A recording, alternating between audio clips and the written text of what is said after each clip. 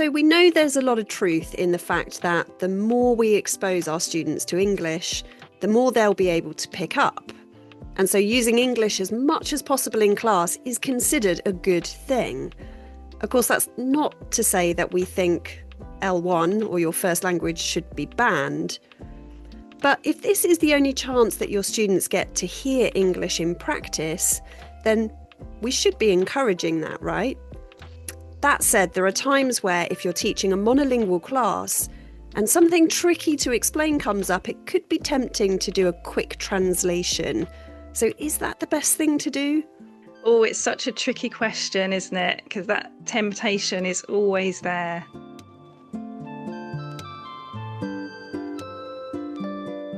I'm Abby. I'm Charlotte, and you're listening to a My World of ELT podcast.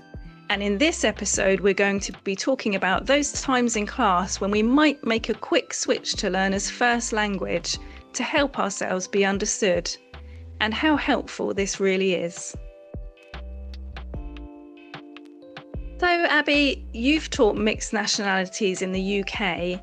So is this something you've experienced at all?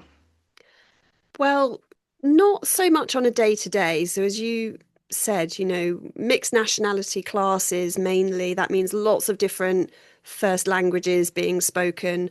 I don't speak those languages. I speak Portuguese and English, but there wouldn't typically be an opportunity for me to translate to all of my students, even if I wanted to, because I don't know their first language. And that might not be typical of a lot of people listening to this podcast. They might be teaching English to groups of learners who have a shared L1 with themselves, if they're not native speakers of English themselves. So, for example, an English teacher in Spain, Spanish is their first language, and Spanish is the first language of their students as well.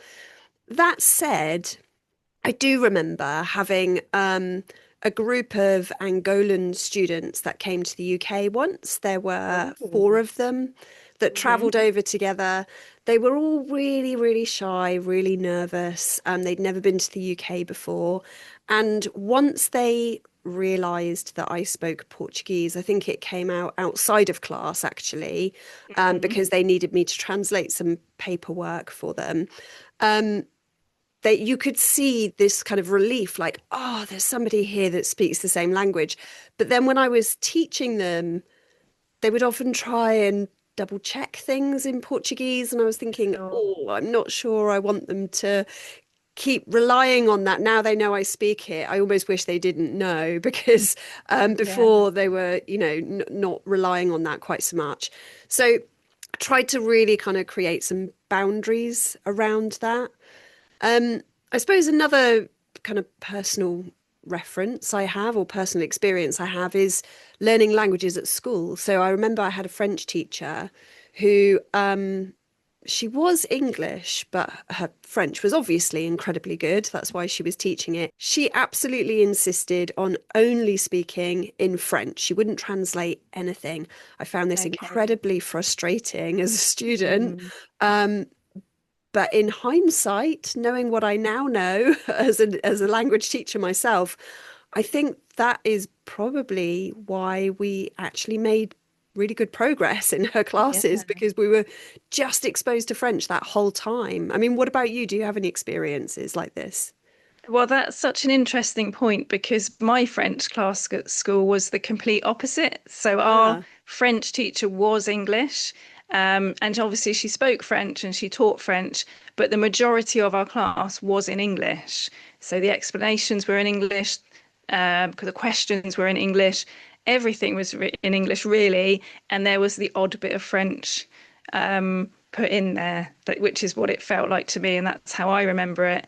And I find that really interesting, again, now looking back, because we didn't really learn that much French, and we didn't go through that period of anxiety, if you like, and worry and, oh my God, I've really got to learn this to communicate, because we always knew we could just ask something in English.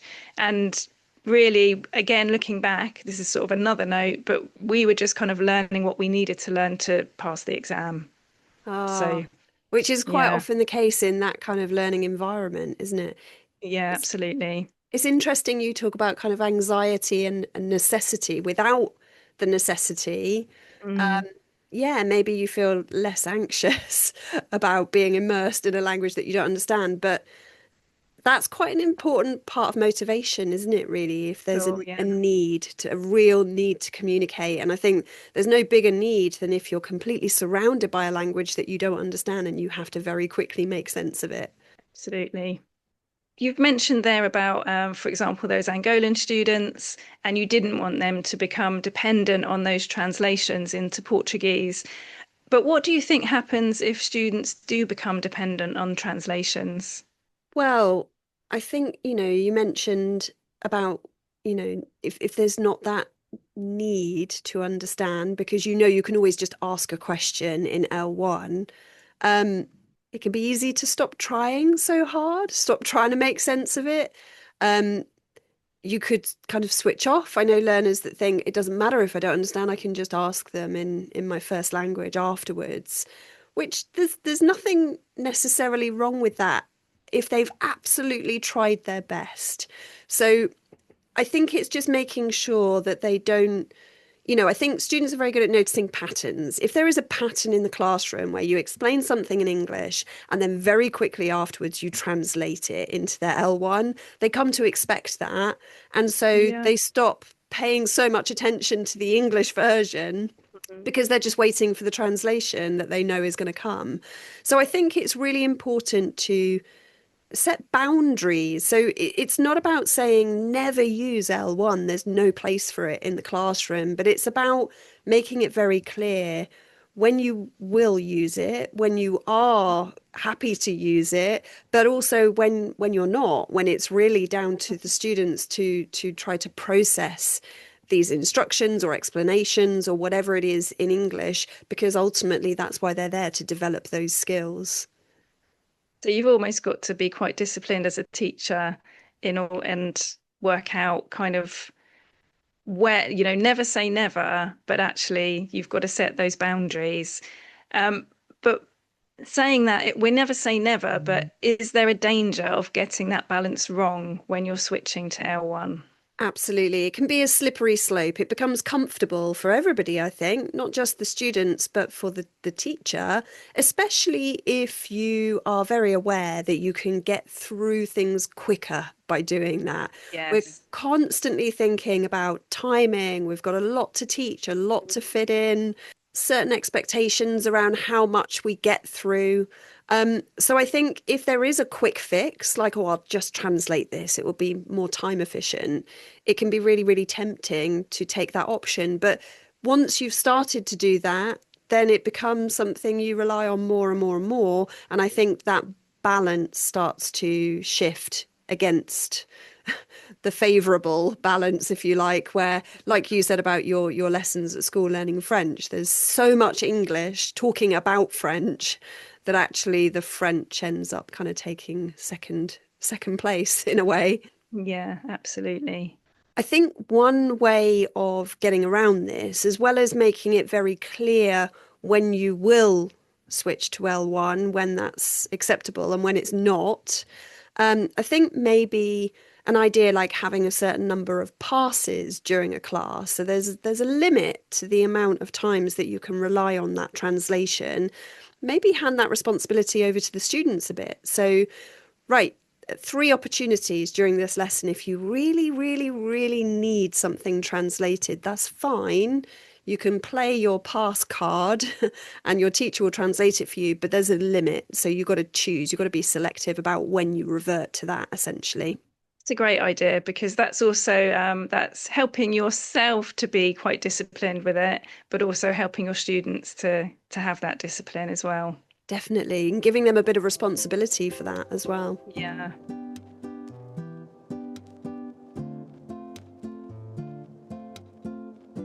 So, Charlotte, what would you say are the advantages of persisting in English and avoiding that translation? Going back to our French classes, you're just going to learn so much more. If you're persisting in English, then of course you're going to learn more English.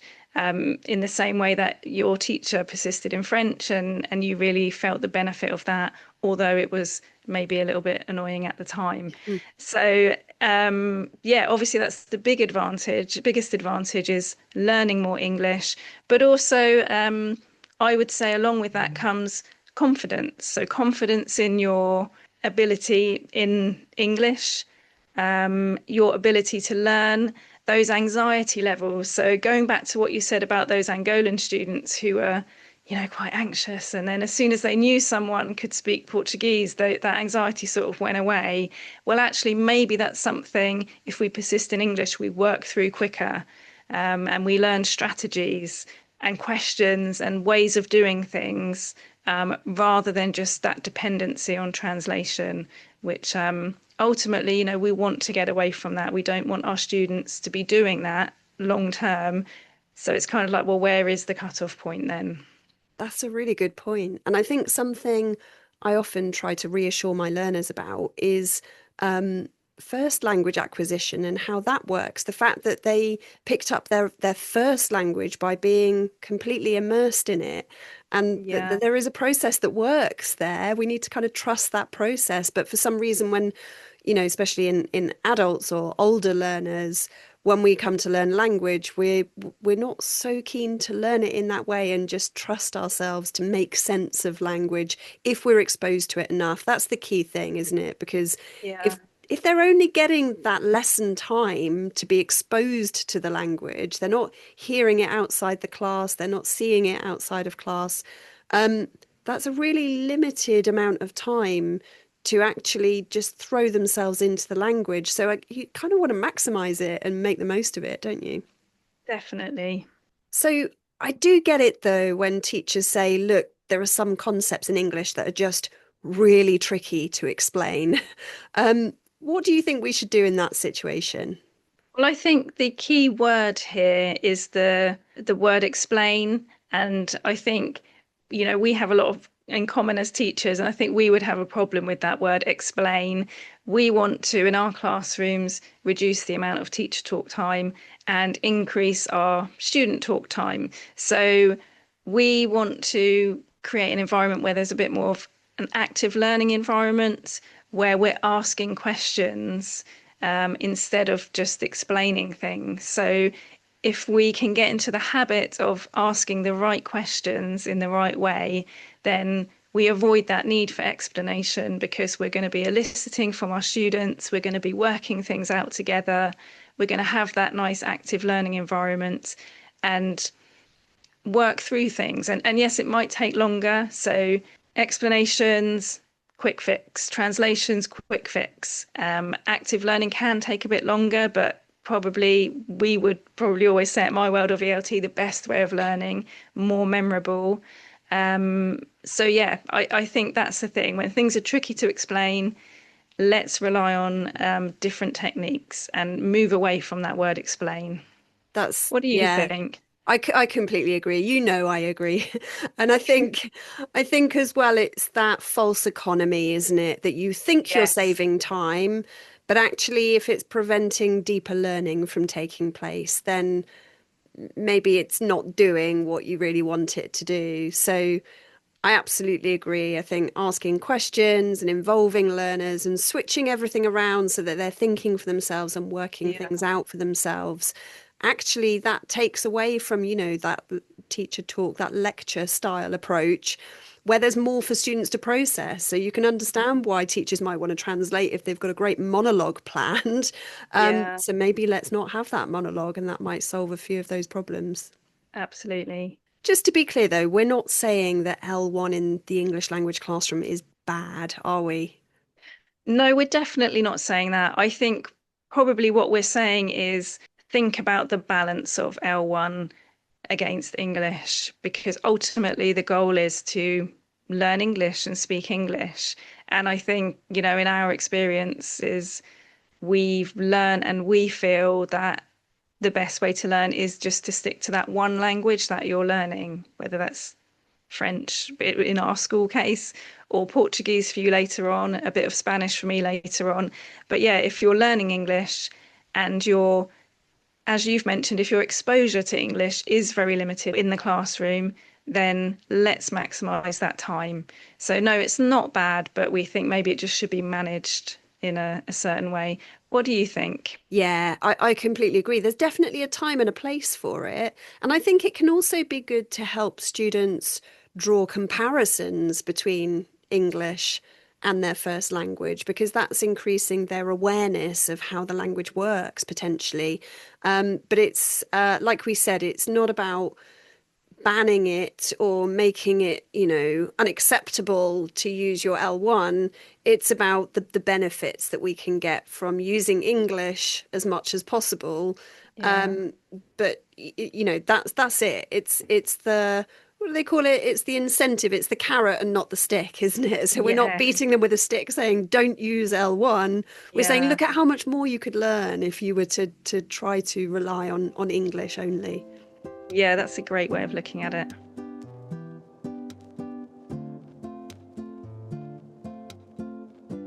So, Abby, do you have any tips for that teacher who wants to try and break the habit of explaining in L1? Yeah, sure. I think it's about relying on other forms of communication beyond the words themselves. So obviously, when we talk about communication, it's not just the words we're saying, it's gestures, it's non-verbals, and I think it can be easy to underestimate how much those things help us to understand. So if you did want to stick to English and avoid translation, maybe pay a bit more attention to those additional things that you can be doing in terms of gesture and pointing and images to supplement those words and really help to aid understanding. And then I think that can build trust between students and their ability to process things and make Mm. sense of things, because they already have a lot of those skills to decode language. They use them all the time in their first language without needing to understand every single word. Um, their brain is hardwired to do this stuff already. So I think, yeah, don't just think about the words, think about all those other things that make communication successful. Would you agree with that? Yeah, absolutely. And if you're a non-native speaker of English yourself, use yourself as a role model, because you've been where they are and you can empathize with that. You know exactly what they're going through.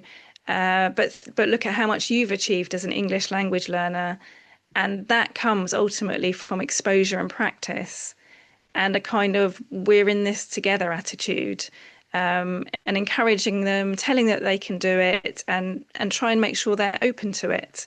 And that also can go a long way. How the teacher feels about something and how the teacher sells something, how the teacher sets up the classroom, we know is so important. So use that experience yourself in that really positive way, and that can be helpful, I think. That's great advice. And I think being really explicit with our learners about why we're doing it. We have these conversations as teachers about why it might be better to stick to English and provide them with as much exposure as possible. But maybe students need to understand that as well. Maybe they're not Yeah, understanding. Why are they not just translating it? It'd be so much quicker. We know yeah, as educators that quick isn't yes. necessarily best. Maybe that's something they would benefit from understanding themselves. And actually, that can help with motivation, because if students are frustrated at the lack of translation, or frustrated with their teacher because they're kind of not doing this quick and easy thing that would make it so much easier, that can affect motivation. So, absolutely, such a good idea to have that conversation with your students as to why it's so important. If you would like to hear our top 5 ways of avoiding those complicated explanations that your English learners might not understand, head to our website and join our teaching community, where you'll find a free download about exactly this. And did you know that we also have a language module on this topic? Go to our website to check out our bite-sized language modules, focusing on practical classroom phrases and teaching tips on a range of topics. Thanks for listening to this My World of ELT podcast, and see you next time.